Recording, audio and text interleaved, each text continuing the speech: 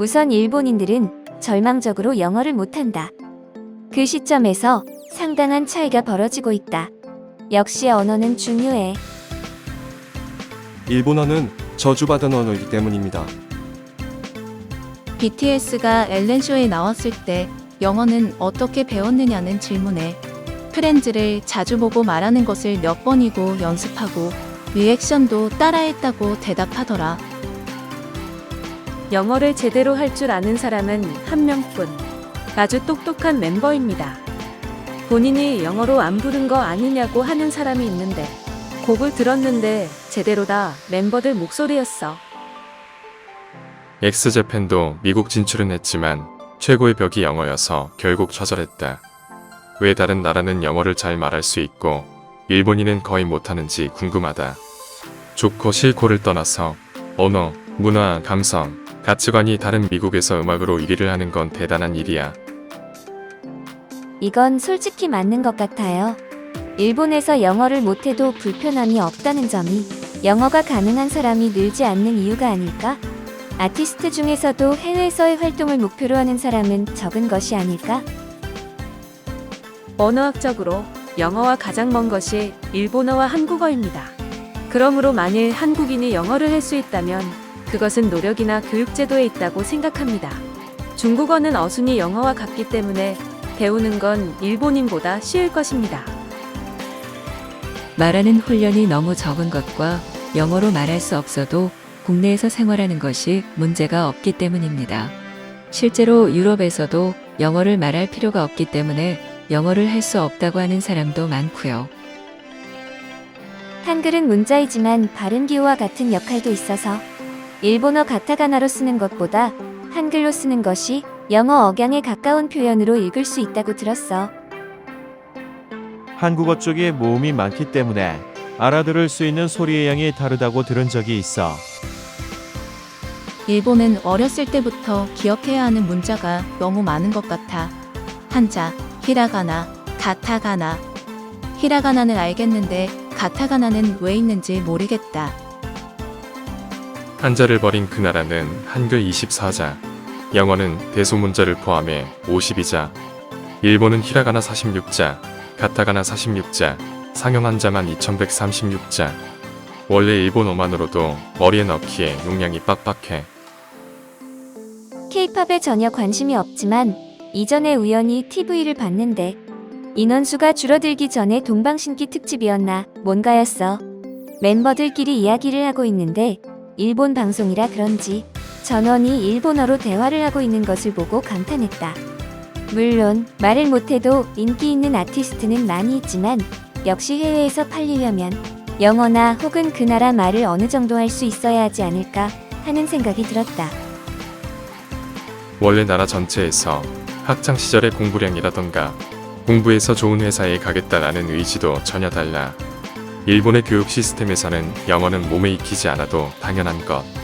일본인이라도 영어로 말할 수 있는 사람은 개개인이 열심히 공부한 사람뿐이야. 영어를 조금 배우면 학교에서 배운 영어가 얼마나 일본식 영어인지, 얼마나 알기 어려웠는지 절망하게 됩니다. 예를 들면 아포가 애플, 갈리라가 고릴라라는 근본적인 발음의 어려움뿐만 아니라 일본식 영어의 가타가나 표기 등 여러 가지 문제가 있다고 생각합니다.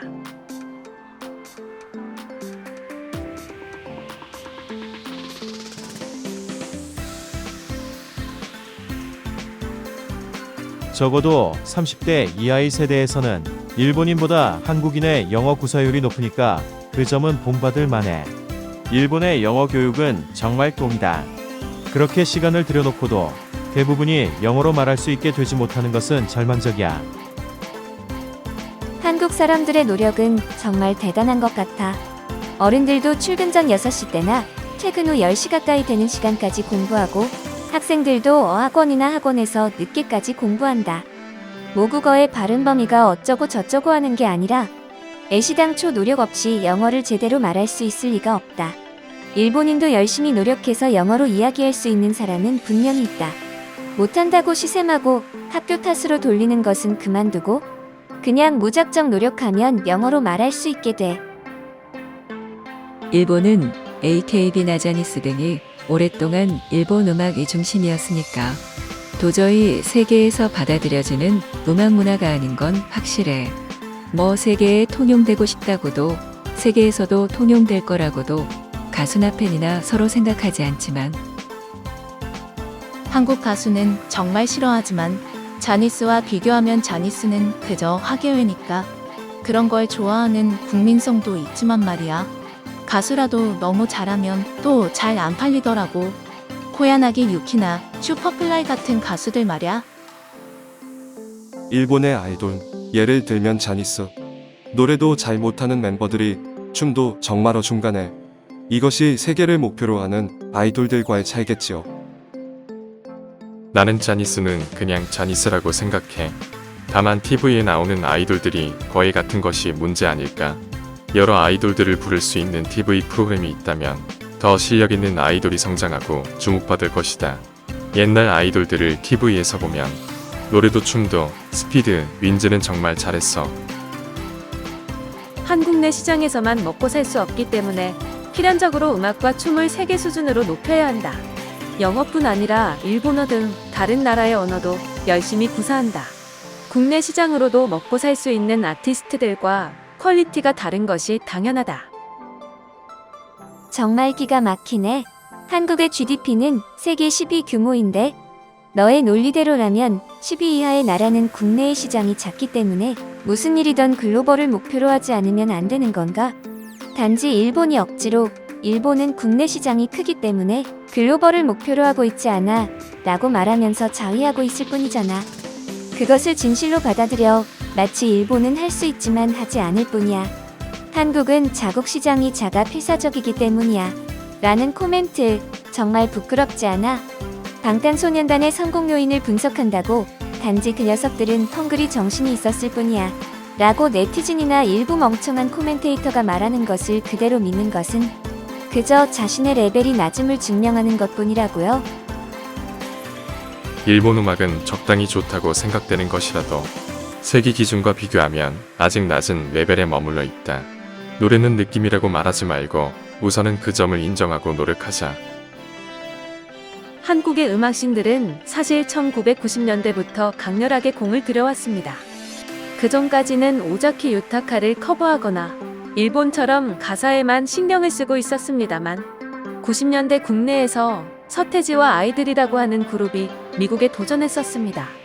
그때만 해도 미국에는 발을 붙이지 못했지만 한국 기획사는 이 서태지와 아이들로부터 양대 프로덕션이 만들어졌고 그때부터 확실한 목표로 흔들리지 않았던 꿈이 현실이 되었다고 생각하고 있습니다. 분하지만 음악의 평가도 IT 산업도 지고 있는 건 확실해. 과연 일본은 선진국이라고 할 수 있는가? 사회적으로 세대 교체가 더딘 것도 한 원인이라고 본다. 조금만 더 힘내자, 일본.